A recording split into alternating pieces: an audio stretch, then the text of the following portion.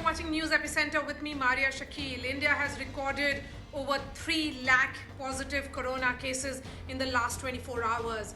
It's certainly a grim milestone, as today India now has more than a record number, more than any other country in the world. Our health infrastructure is completely overstretched and overwhelmed, not just local hospitals in small cities, but the big medical institutions of the metros. There is a shortage of oxygen, medicines, and beds as hospitals struggle to cope with the rising cases, while the government scrambles to take stock of the situation and provide solutions amidst rising politics. Economies across this country have been dealt a big blow with expanding relocks, while the biggest weapon in our arsenal is the vaccine. The inoculation campaign will expand to all those above 18 from the 1st of May. But now a fight has erupted over the Serum Institute's pricing mechanism, giving doses at 150 rupees to the center and 400 rupees to the states. A plethora of issues across the country as the second wave tightens the grip. The Prime Minister has cancelled his Bengal rallies and will now hold a series of meetings to tackle the crisis. Decoding the solutions for us, on the top of the show is our big newsmaker, Government of India's Principal Scientific Advisor, Professor Vijay Raghavan. Professor Raghavan, I appreciate your time. Thank you so much for your time on the show. In the last 24 hours, Professor, we have seen India record the highest number of cases recorded anywhere in the world.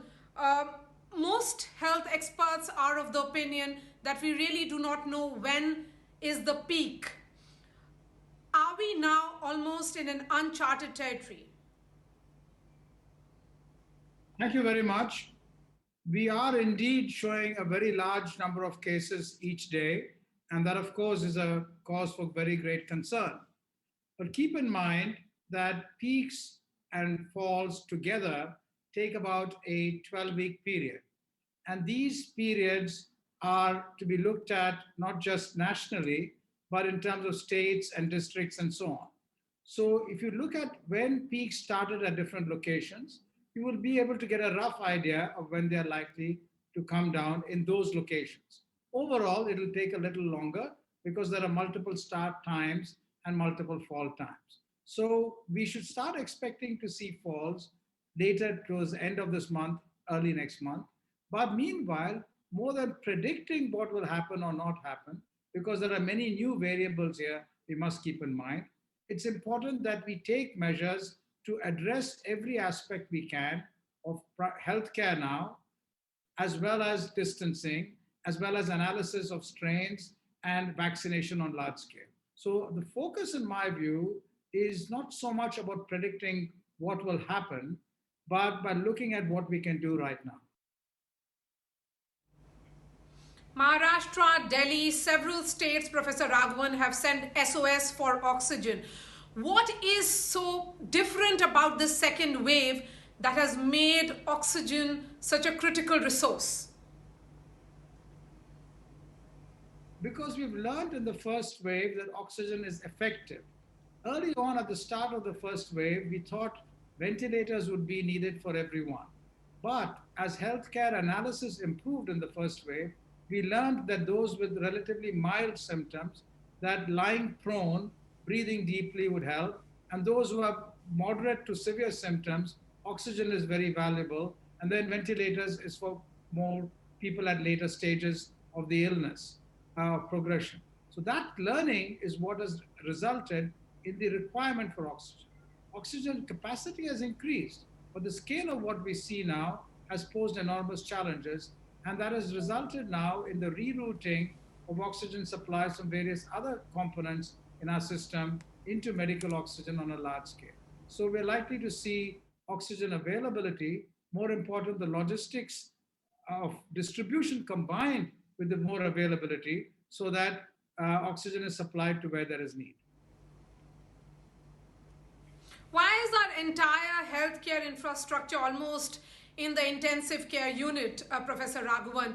How come we really did not plan? Shouldn't we have learned lessons from countries such as United States, United Kingdom, which saw its healthcare infrastructure completely crumble because of the caseload in the second wave?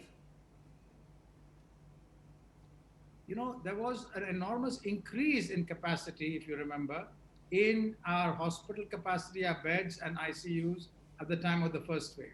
That capacity was to some extent diverted back to routine work, and now it is being brought back. So we have an increased capacity. Again, we must keep in mind that we're looking at increased capacity in the context of huge increase in volumes, disproportionate to even the increased capacity. So we have to now push hard and match up. The DRDO, for example, has set up a large hospital in a few days near Dhalakwa in Delhi. They're setting up another one which should be ready in a few days. They're setting up similar hospitals all over the country. So those kinds of very rapid learnings about how rapidly to set up have come in very valuable. Those hospitals are full now, and we need more. And that of course, is an important point, but we are addressing it. Could you please clarify for the benefit of our viewers what will be the pricing post May 1st when the entire vaccination drive is scaled up? Because we are seeing this controversy already with differential pricing between the center and the states, where the states are saying why should they be paying more when the Serum Institute has given doses to the government of India at the rate of 150 rupees, while the state governments have been asked to procure vaccines at 400 rupees. Our focus again should be on expanding the vaccination program. That is the only route out of this. And therefore, the flexibility we've got should be seen from that light. Now, 50% of the vaccines manufactured in India, which have been cleared from the CDL, the Central Drug Laboratories, for marketing, will be available to state governments, and they can, negotiate the price. So it's not that, they have to pay a particular price or not. They can discuss that. Secondly, when they buy at a certain price, state governments can reduce the price for their population. Importantly, keep in mind that the other 50% is there in the national immunization program, and that is being given at no cost by the center to states. It's not that it's going somewhere else. And that is going to be a huge impact. Together with the increase in manufacturing and the flexibility that states have, we should see that, there's scope for increasing vaccination. Keep also in mind that the new rules allow the import of vaccines which have been authorized for emergency use internationally. What that means is that states can buy 100% of that import if they want to.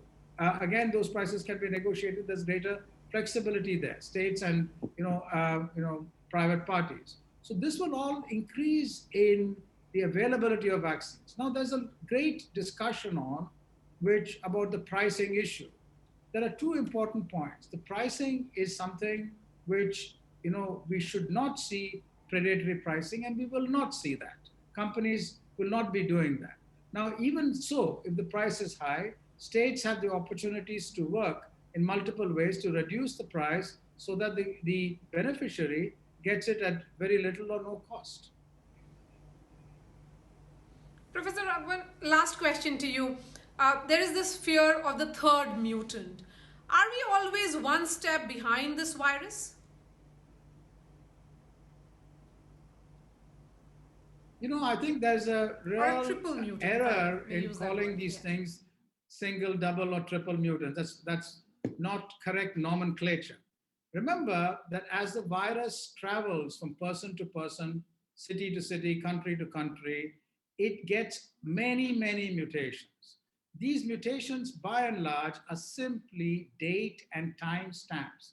Where has the virus been? And nothing more than that. It doesn't enhance the capability of the virus. It doesn't reduce it in many cases. Now, some mutations enhance the transmissibility or the vaccine evasiveness or the immune evasiveness. Those are mutations of interest. If those mutations of interest are demonstrated both by biology in the laboratory and by their growing impact on the ground, the growing prevalence in the ground, and their growing effect on people, then variants of interest become variants of concern. And variants of concern are examined very rapidly, whether they are vaccine evasive or not. So far, we don't have any variants of concern, which are essentially vaccine evasive. So we should just enhance the vaccination program and we should make sure that we stay far from each other, wear masks, and don't prevent these variants to dominate. It's important, though, to keep in mind, I'll spend a little time on this. Why are we seeing such a large spread? And there are multiple components for this, basically three components. First is that people who are already infected 8 months ago, 9 months ago, a year ago, even if a small fraction of them are reinfected, then that provides a pool which otherwise we would have thought is not there, because we thought once they're infected, they will not be reinfected. So a small proportion of reinfections can add to the spread very substantially. So that's one point to be kept in mind. The second point is variants can also add to the spread rather substantially. And the third is our behavior. Now, Okay. when the curve is going down or flat, then the transmissibility, what is called the R naught, is at 1. One person effectively infects one other person at most, and the curve will start coming down. Now, when these three things happen, when there are situations where a small number of people are reinfected, or when there's higher transmissible variants there, and vaccination has not been done fully yet, and people are behaving in a manner which encourages transmission, then the R naught effectively goes up very rapidly. A small change in R naught from 1 to 1.3 can have an enormous impact. If it goes from 1 to 2, it'll have a huge impact. That's what's happened. So there are many components which have added up to this huge surge, and looking for explanations which have one answer wouldn't be correct. It's not just the variant. It is the variant, but not just it. It is not just reinfection. It is some amount of reinfection, but not just that. And it is our behavior, but it's not just that. All right. Professor Raghavan, always a pleasure to have you on my shows. Thank you so much for your time, and thanks for clarifying all the doubt that is there right now in the air as well. We are now putting focus on small towns of India. We know about shortage of beds and of oxygen supplies in the metros. How is the situation, say, in Lucknow or in Patna or in Bhopal? Let me bring in my guest now. Dr. Rajagopal Reddy is the Director Clinical Operations at Chandan Hospital in Lucknow. We have Colonel Fasih Ahmed. His nephew is admitted in Barabanki because he could not find a bed in Lucknow. And we have Swarnim and Isha. Their father died due to shortage of oxygen in Patna. Isha and Swarnim, my condolences to you. Tell us what really happened. So, my father, Gagan Kumar Mishra, his oxygen level dropped to 88 on 14th of April. So, first we contacted every government hospitals, including AIIMS, PMCH for COVID beds, but there were none available. So, we went for private hospitals and there was shortage of beds. Finally, we found one hospital, Holy Promise Hospital, and we got a bed and we shifted him to that hospital and admitted him to that hospital. But on 17th morning, hospital administration informed us that due to DM's order that there will be no supply of oxygen to the private hospitals and they have the shortage of oxygen, and my father needed that badly. My father had no previous medical history and he was a very fit man, a multi-talented man. But because of the system, because of just of that oxygen, simple oxygen, my father is no more with us. I'm just 23, my sister is only 20, and my father died because of this. And another part is that It's that on yes. were discharging as well, there are lots of formalities. We went then to Beta, 30 kilometers away from Patna, and from there as well to doctors to attend him, it took around 45 minutes, and that was the very precious time to get him that very needed oxygen supply. I know. Yes. Also, like to Swarnim, it's mention, heartbreaking. It's heartbreaking. Isha, yes, Isha, go ahead. Boliye. I would like to mention that when we were looking for the hospitals, so we were looking at all the things that it should be authorized, government authorized COVID center it should be. So the hospital in which we admitted our father, the Holy Promise Hospital, was a government authorized hospital. And you will be shocked to know that they didn't have even ventilators. I mean, a government authorized COVID center, a hospital, it is not having ventilators. It is, I just want to say that, as my brother rightly mentioned, my father was a really fit man. He was really a fit man. And also, he did not die because of COVID. He died because of the system. I also want to mention this, that my father was Yes, he, just not just an officer. He was a great writer. He was a great dramatist. He had done yes. a lot of things for It's Maitri Theatre. heartbreaking. It's devastating. And Dr. Rajagopal Reddy, there's a you're vast joining difference. us from There's a vast Lucknow. difference Swadip between, and Isha, yes, they have lost their father, Yes. and it was apathy that killed their father. Yeah. Tell us about the situation in Lucknow in your hospital. See, the situation that we have is that if I could talk about the oxygen requirements, in our Yes, hospital, yes. the oxygen requirement over the last 15 days has gone up 7-fold. So 7 times. So it is a huge jump. And to provide oxygen for such a big difference is not an easy task.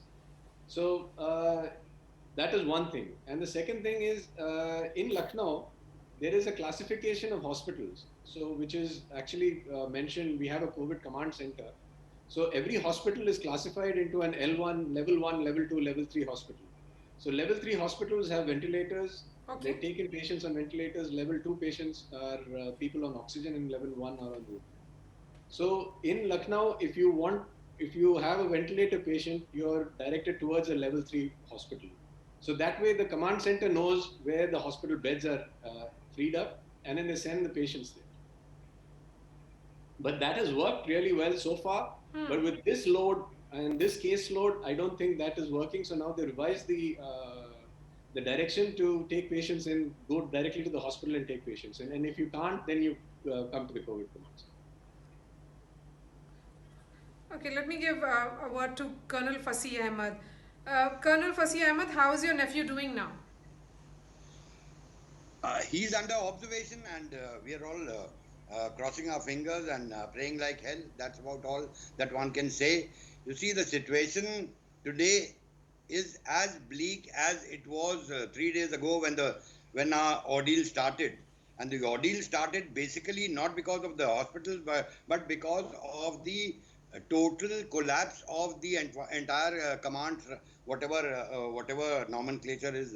The gentleman just now was talking about COVID command center or whatever. Firstly, let me tell you that we've still not spoken to any, because nobody's all those telephone numbers are not responding. They are not picking up. And finally, I'll tell you how we reached. Sitting in Lucknow, sitting in the state capital, we had to rush to Barabanki. And if you're aware of the geography, Barabanki is, I mean, there's no comparison to the infrastructure between Lucknow and Barabanki. But the fact is that through the back door, some of our resourceful family members, they organized a bed there, but with a caveat that we had to provide medicines, we had to provide the oxygen. And mind you, initially we were told 5 jumbo cylinders are required, and each is costing in Lucknow 48,000 bucks. We produced two. I don't know what's the position today, but I'm telling you right now, like I said, it's as harrowing as what it was 3 days ago. We're still fighting. We don't know what the hell is happening. The command center, all these big sounding nomenclatures, they are all failed. Nobody has ever spoken. Till yesterday, we were being told that the hospital where he is a non-COVID hospital, and once the RT-PCR confirmed, because they were not accepting the other one, that is the CT scan.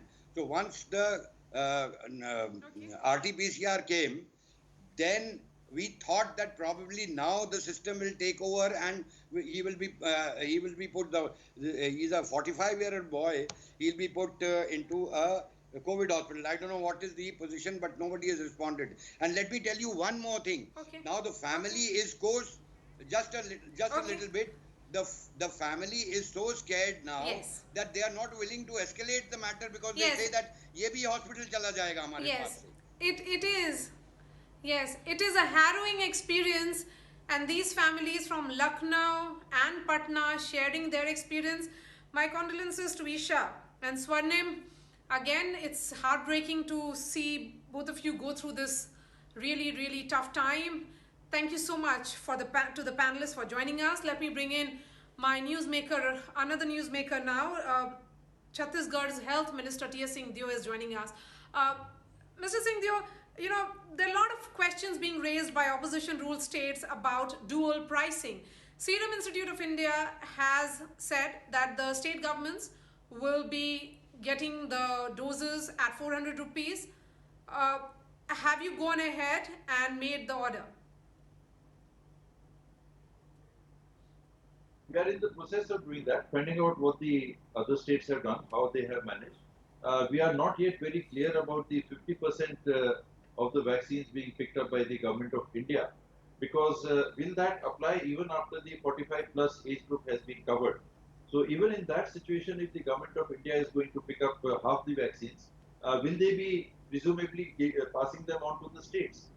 If they're going to be passing them on to the states, then the states would have that much vaccine coming from the government of India quota, and we'd be purchasing separately at 400. The government of India is picking it up at 150. Why should the governments of the states be asked to pick it up at 400 per dose if the government of India is picking it up at 150? And of course, the private market, it would be difficult to make a comment on that. That is a free market. Those who want to pay and have a vaccination taken, they would be free to do so. But between the state government and the central government, there should be one rate. The vaccine makers, in fact, Adar Poonawalla has said that this pricing for central government is because of the prior contract of 110 million doses, and that is the reason why they're getting it 150 rupees per dose. Now onwards, it will be all at the same price. Marya, we are not clear about what exactly transpired, what were the agreements. They were never made transparent, they were never made known to us, or I don't know if the media was aware of it at that point in time. What we were aware of was that the government of India is planning to vaccinate 80 crore people, 80 crore of its population, and that 160 crore vaccine doses have been planned for. And the government of India has budgeted 30,000 crores in the last budget for corona vaccination. The presumption was that the government of India is going to cover the purchase of these vaccines and they would be made available. Now suddenly this new arrangement seems to have come in, where this institute is now saying that we are not open to this, we are not open to that.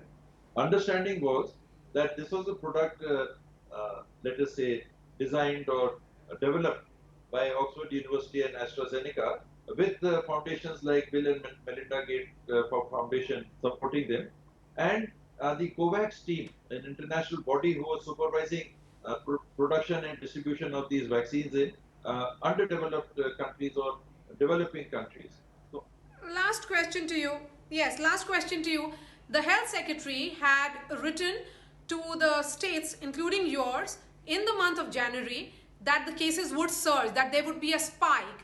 Then why didn't you prepare yourself better? Why is the entire healthcare infrastructure there faltering? Did you really falter on COVID management? Frankly, we didn't need the Secretary Government of India to tell us there's going to be a spike, because this was a known fact internationally. These spikes were happening in every country, and the spike was anticipated. The government representative, the Secretary Health, the Government of India never said it's going to be 4 times. Nobody, see, it should never be a blame game for one. And one should be honest to accept that nobody expected the spike to be 4 times. India never crossed the 1 lakh per day positive numbers during the first spike. Today we crossed 3 lakhs. Was anybody anticipating that? All right, T.S. Singh Deo, thank you so much for joining us.